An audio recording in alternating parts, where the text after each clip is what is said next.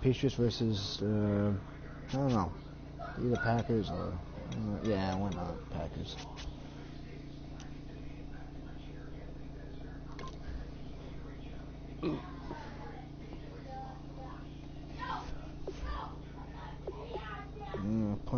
I'll put it off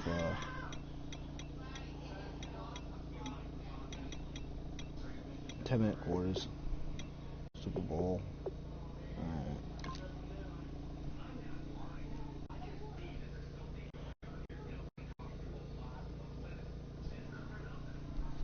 Hold on.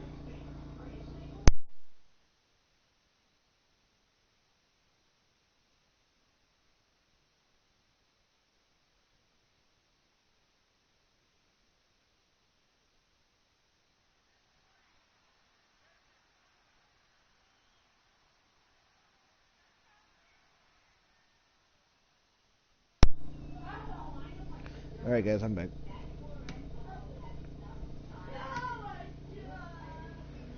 Oh, it's just got the worst fucking backache ever. Hello everyone, I'm Larry Ridley. You're tuned into the NFL on EA Sports. All right, thanks, Larry. EA Sports coverage of the NFL brings us to the heart of Texas at NRG Stadium in Houston. We count down to kickoff in what should be an epic one here between the Green Bay Packers and the New England Patriots. We begin the next half-century of Super Bowls to a strobe of flashes. Super Bowl 51 from Houston is underway. And he won't return this one. He'll go down to a knee, and they'll start at the 25.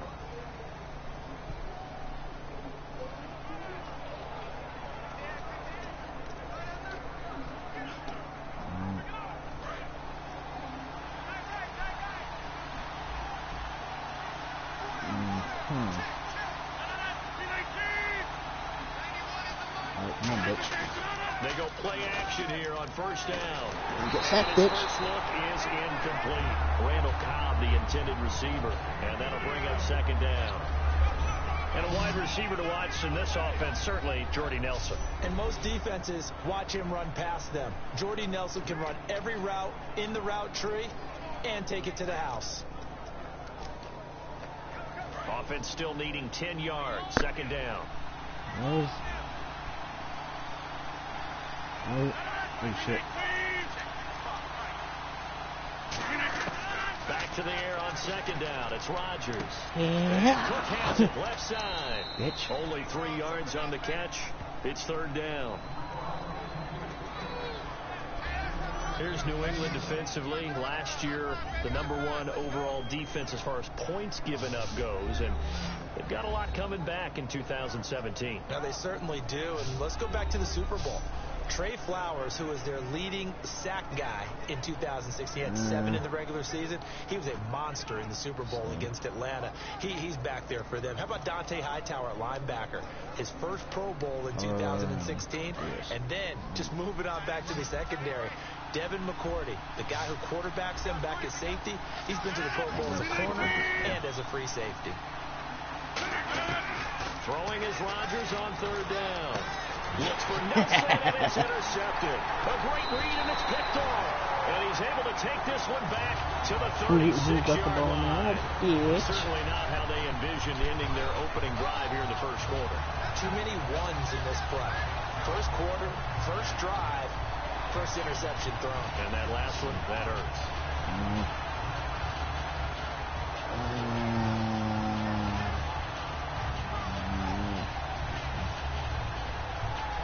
Really nice starting field position here for the offensive unit.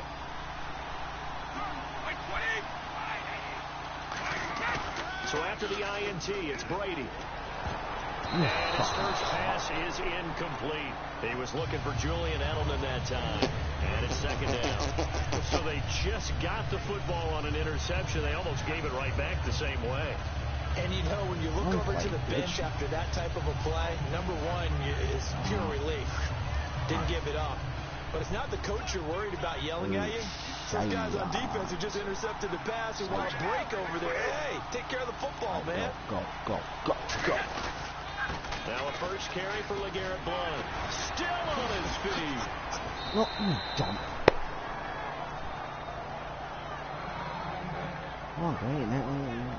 Now it looks like we'll get a timeout, and we will. We've got an injured Packer on the field. While the training staff takes a peek, we'll take a break. Ryan.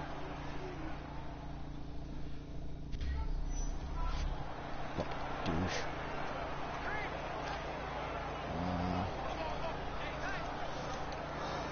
Let's see. They had great starting position to begin the drive, but now they look up at a 3rd and 5. Right.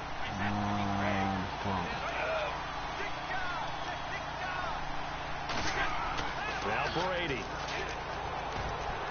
Looking for Gronkowski, and he's got him complete. And he will have the first down before he's tackled at the 12. Ah, yes, Brady to Gronk. You think these two are in sync? Without a doubt. And look, they both understand what they can do for each other. Gronk knows if he gets open, the ball's going to be there.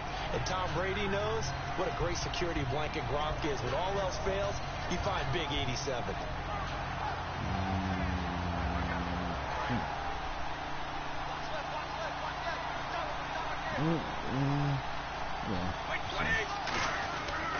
Brady gives now to Blunt. And they'll lose yardage here. They go backwards to the 13-yard line. That's going to go as a loss of a yard, and it'll be 2nd down.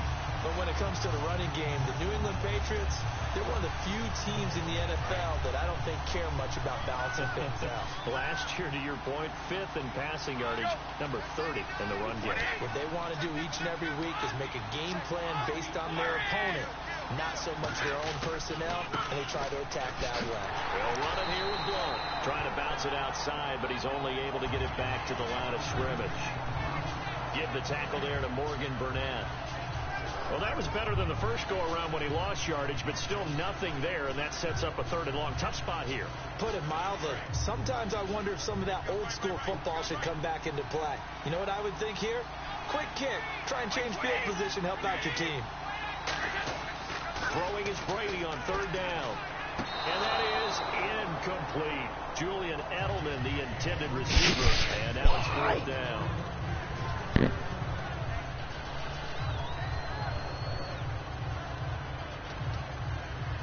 And this may be a big early turning point in this Super Bowl. They're going to go for it on 4th down here.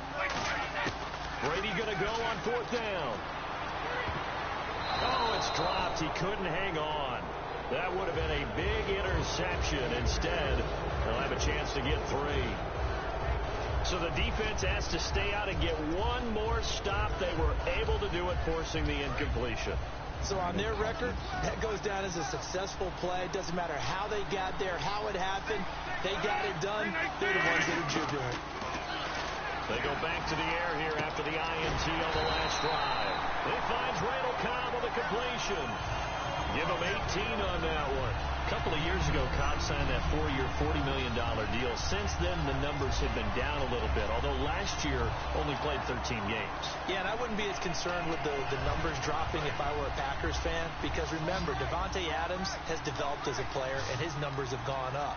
You got Jordy Nelson back to full health in 2016. He's going to catch a lot of passes, almost caught 100 in that season. Jared Cook at tight end. That's a new weapon Green Bay didn't have for a while. And don't forget, Randall Cobb spent some time as a running back when all the injuries hit the backfield. So his versatility is still a major plus for Green Bay.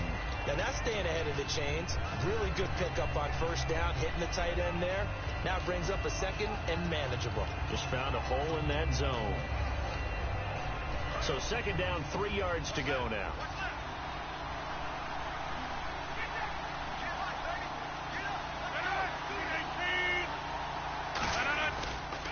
They'll run for the first time with Lacey. Nowhere to go that time. He maybe got a yard up to the 40.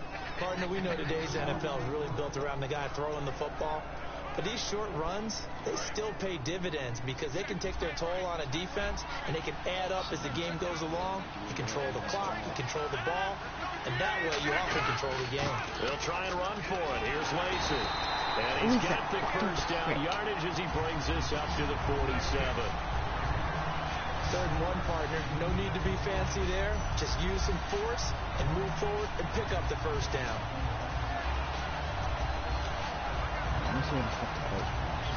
And a new set of downs here after picking up the first on the ground.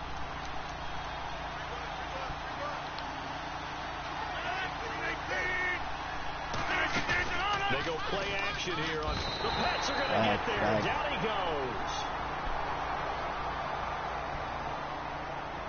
I'm going to watch the replay. Personal foul. Roughing the passer. Defense. Roughing the passer. That's shades of Charles Davis back in his playing days. Oh, I sure wish it had been, Brandon. Back in my day, I didn't hit anyone hard enough to rough the passer. I had a number of teammates that handled that for me. The ref is going to be a cocksucker. I'm going to take their side. They come out here in the eye. Following the penalty now, Lacey. No gain on the play there. Second down. And he got off the end there very quickly to make that play. Yeah, it was almost like the bullet train, wasn't it? I mean, just zoom. Quick. And what a terrific play. Holding them to no gain.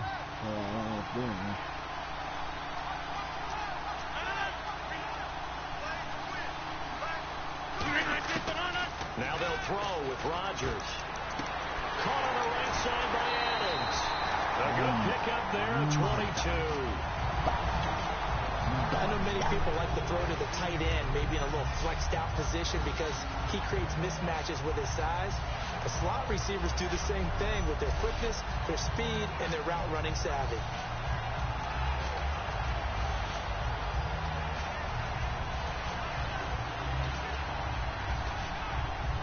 And here comes play number 6 on this drive. One back is Lacey. And they'll give it to him here. And nothing doing. He's immediately taken down at the line of scrimmage. Calling no gain on the play, and it'll be second down. A well-executed blitz, no doubt. Great job by the linebacker. Maybe the quarterback, if he could have seen that, could have audibled there. Yeah, he needed to be in a different play because that one just meshed perfectly for the defense. All the gaps were filled except for the one the offense really wanted to run through, and that was filled by a big man wanting to make a tackle. And he made a great tackle. And they'll lose yardage here. Knocked back to the 19-yard line. They'll wind up losing 3. And now it's third down. No matter what defense is called versus a running play, linebackers are telling the defensive guys up front, you take care of the offensive line, keep us uncovered, let us run to the ball, we'll make big plays. Well, that paid off there. All the guys up front, the big fellas, they controlled the 5 offensive linemen. That allowed the linebackers to see the... Nelson, and it's intercepted. Picked off by Dante Hightower. And the return just out across the 15 to the 16-yard line. Well, they thought they were going to break the tie. The defense had other plans. They were already in field goal range, but boom, an interception. I don't know if this was a case of being a little bit too greedy with the opportunity to put points on the board, but give credit to the guys on the defensive side. Hung in there, battled, and made a key play. Here come the Patriots again on offense, the Super Bowl champions, and boy, they have been able to do it a lot of times, Charles, with unsung heroes, haven't they? Look at the names that led them through the playoffs. Hogan, White, Lewis, guys you just wouldn't think of. Yeah, Deion Lewis, a 5th-round pick, 3 touchdowns against Houston in the divisional round. Chris Hogan, undrafted, he ends up having 180 yards in receptions, including 5 plays of 20 yards or more against the Pittsburgh Steelers. And how about James White, a 4th-round pick out of Wisconsin? Think about who he played behind while he was at Wisconsin, and he turned out to be the unsung hero of the Super Bowl. Would have been the MVP if it wasn't for Tom. And it's intercepted. A great read, and it's picked off. And they are going to set up shop at the 40-yard line. Well, this had trouble written all over from the start. He's got 2 extra defensive backs in the game he's got to deal with. They're in a dime set. So everywhere he's looking, he's seeing a different color jersey. And sure enough, this one winds up being intercepted. The Packers offense now, they get ready to head back onto the field. And 2 interceptions thrown here in this first half. You hear it no matter the sport, they say the great athletes, they can kind of have a short-term memory, but that's easier said than done. It is easier said than done, but I played with a guy who threw 2 interceptions in the first quarter of a really big game we were playing. Johnny Unitas? No, not quite at that level and not of that age. But I remember going for the age. I remember looking over at him, and he was smiling. And I thought, what is he smiling about? It's because he had enough confidence in himself that was a fluke. And he went out and played pretty well the rest of the day.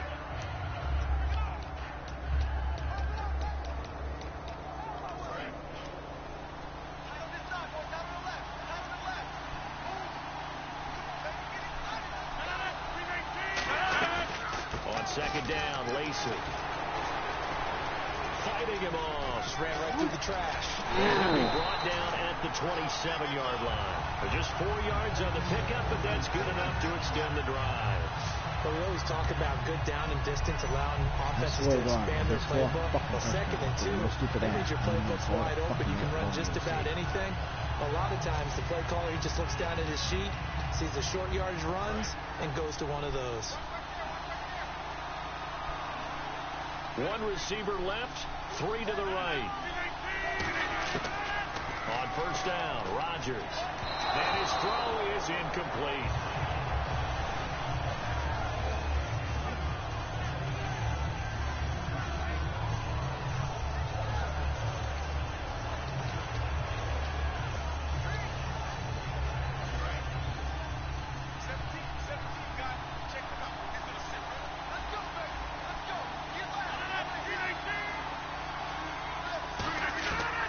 To the air on second down. It's Rodgers. Out to the flat. That's complete to his running back. So he loses 3 yards there. Now 3rd down. And they try to swing it out left into the flat. Complete, but really nice open field tackling. And they played that one like a great boxer. They were on their toes on that one. They weren't back on their heels reacting to the play. No, they saw it, came right for it, and made a nice tackle for lost yardage. On 3rd and long, it's Rodgers. And Jeff Janis has it complete. And he picks up the first down yardage as he takes this one down to the 15. The goal of every offense is to move the chains, pick up first downs. A nice job finding an open receiver for a completion. Red zone opportunity.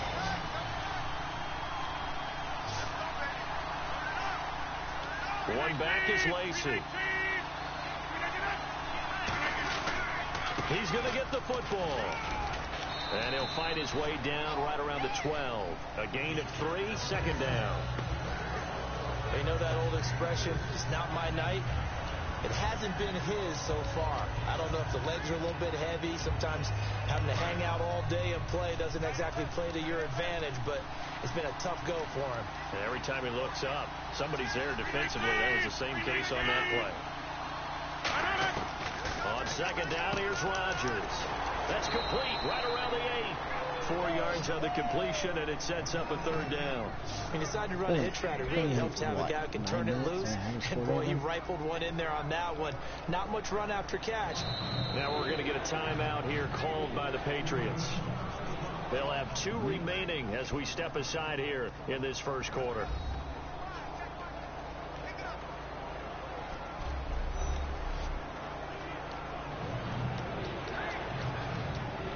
Seventh play of the drive now as they come up on a 3rd and 3.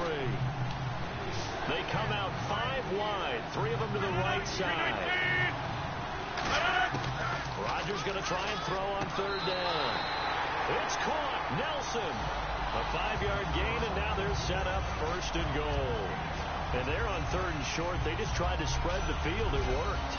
And I think that the spreading of the field, the extra receivers, has really become the next in the evolutionary chain in the NFL. Go all the way back. In that situation, you're handed it to the fullback, right? As we evolve, maybe you pitched it to your tailback. Now you spread the field, and you have your choices of where to throw it and complete it for a 1st down. Lacey. And just a short gain that time as they're able to get him down. Give him 2 yards on that one. 2nd and goal now. Looking at this now, you got a couple more cracks here this close. Sneak it. I don't think you even go into a huddle. Just line up, snap it, and fall in behind those guys into the end zone.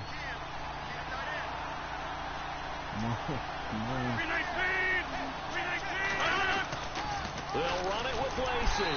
And he'll get blown up behind the line of scrimmage. Back at the 6. It goes as a loss of 6. And now 3rd down. With Charles Davis, I'm Brandon Gaudin. Second quarter about to get underway with the Packers in possession of the football. And they'll come up looking to keep this drive moving. Rodgers now on 3rd and goal. And probably the wise decision there. No one open. He just throws it away. And that keeps the field goal on the table as it's 4th down. Well, not to get too overcritical there because he knows what he's doing, but his shoulders looked a little off kilter there when he threw that. I don't think you're being overly critical there. You're just analyzing it, and he gets those shoulders right. That pass will go from incomplete to complete. Come on, just kick the fucking ball, dipshit. And Crosby puts it through, and the Packers are off to a 3-0 lead. And Charles, they get the field goal. Took him a dozen plays, though. Work with me on this one. You know what I'm about to say, right? Bend but don't break. That's what came into play here for the defense. 12 plays were run at them. They only gave up 3 points. In a lot of ways, that's a win for the defense. And he'll be brought down at the 23, make it the 24-yard line. Okay, partners, New England comes out here to take the field on offense. And this is such an interesting story, how they've been able to do it year after year after year. Guys talk about parity in the NFL. Well, New England has kind of transcended that parity, and they've done it with guys that you don't normally think of as household names. The parts keep changing for New England. That's the amazing part. On offense, all right? Offensive linemen change, receivers change, running backs change. We know the one constant is Tom Brady, and that's a huge deal for them. But to be able to do it at what you call the parity times, and you're exactly right, everyone's supposed to be pretty equal. New England still a top 10 offense year in and year out. In 2016, they were number 4, and that helped them with the number 1 ranked defense as well. Blunt, the lone running back.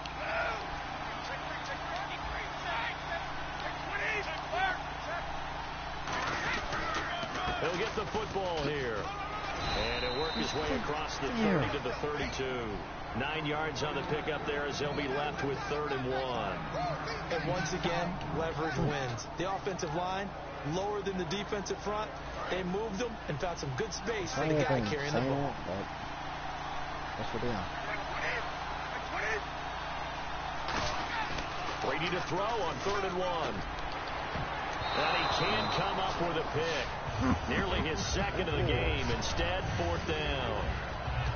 Well, they've had a pretty frustrating first half here offensively, and then just continued there with that incompletion. Yeah, definitely frustrating for them, but heartening for the other guys. Those stop troops, they're enjoying things right now because they've made it very difficult for them throughout the half. Come on, guys, come on. And now on 4th and 1, it's a fake. Come on. And this is incomplete. A huge gamble, and it does not pay off. Well, not only did they try to fake it, they put the ball in the arm of their punter, and it didn't work out. Not the quarterback. No. The punter. Yeah. Yeah, risky. And it's so funny because when it works, genius. When it doesn't work, not so smart. Not so genius. In this case, not so genius. Well, I'm pissed off. I'm fucking pissed. I'm pissed.